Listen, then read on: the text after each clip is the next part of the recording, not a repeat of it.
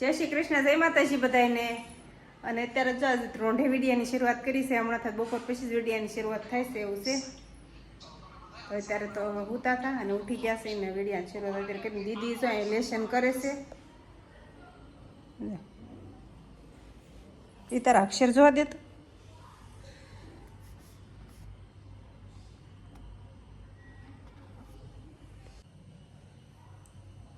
તો દીદી જો ફોનમાં જોઈને ઓલું કરે છે, ઓનલાઈન છે ચાલુ.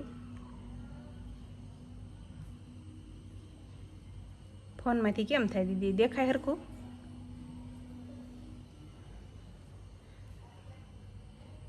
કોઈને એમ થતું છે ફોન જોતી જતી છે એમ, પણ ફોન નથી જોતી જતી. ફોનમાંથી જોઈને જ ઓલું કરવાનું છે, લખવાનું એને. અત્યારે જો આખો દિવસ વરસાદ ચાલુ હતો અને અત્યારે વરસાદ રહી ગયો છે. કાલે વરસાદ આખો દિવસ હતો, આજે હતો, અત્યારે થોડોક રહી ગયો છે. અને દેહમાં તો બહુ જ વરસાદ છે, અહીંયા તો ઓછો છે. આ ટેબલ જો અમારે આખું ભરી દે, બધી વસ્તુ આના ઉપર મૂકી દેવાની. સાયવું ને પાકીટ ને બધું આના ઉપર જ મૂકી દે આવી. પછી આ પાના હોય કે પકડ હોય, જો એ ડબ્બાની માલપા ન હોય, અહીંયા જ મૂકી દેવાનું લઈને. એટલે પછી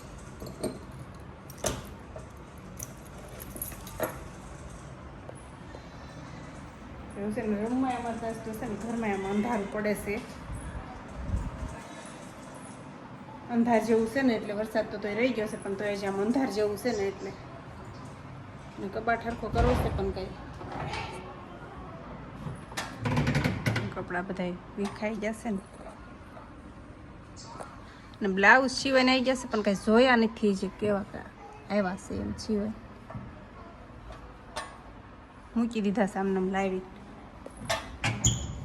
પછી કરશું નિરાતે હરખો. અત્યારે ટાઈમ રહે એમ છે નહીં. અત્યારે હાનના 6:30 થઈ ગયા છે અને આજે હરગવાનું શાક બનાવવાનું છે. આપણે કઢી નહીં, ગ્રેવી વાળું શાક બનાવવાનું છે હરગવાનું.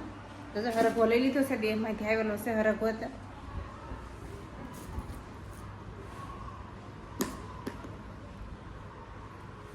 ફ્રીજમાં હતો ને તો જો ભીનો થઈ ગયો, પાણી મૂકે ને એટલે કંટ્રોલ બેસ્યું. તો પેલા સુધારી નાખ્યું. દીદીને જો ભૂખ લાગી છે ને તો એના માટે કંઈક બનાવે છે. ત્યારે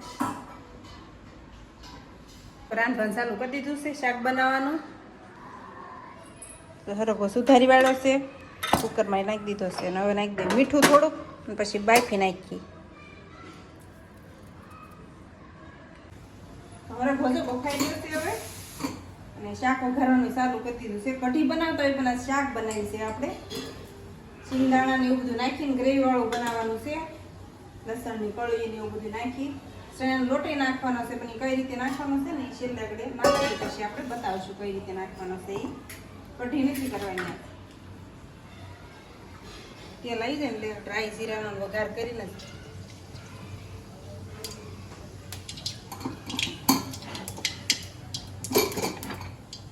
કાંદા ટમેટા એવું નથી, નકર કાંદા ટમેટા એવું બધું આપણે નાખવાનું હોય, ગ્રેવી વાળું કરવાનું હોય તો એવી રીતે બનાવી દઈએ. રામે બનાવી જીરું નાખી, રાઈ નાખી, હિંગ નાખી, લસણની કળી, લીમડાના પાન,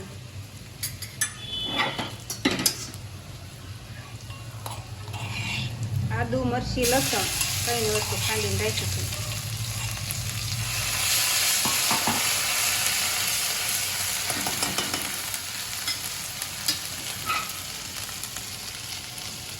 બાફેલો હરકો એટલે થોડોક જ નાખવાનો છે.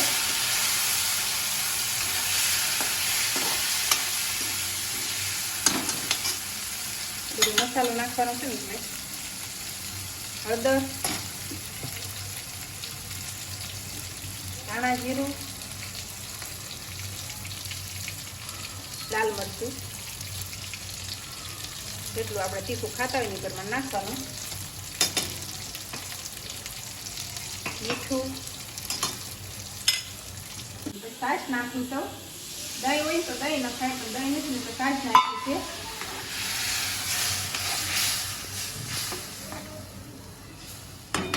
સિંગદાણા છે,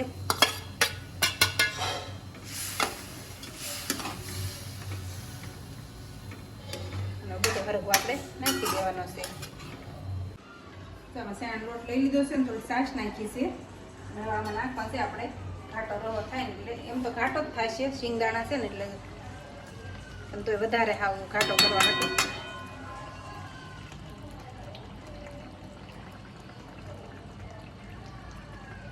નાખીને પછી ને હલાવવાનું નથી ઘડી આમને ઢાંકી દેવાનું છે.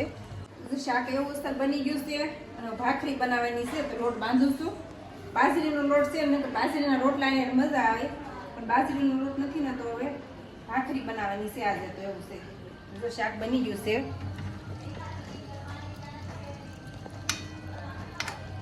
આવું કંઈક બની ગયું છે.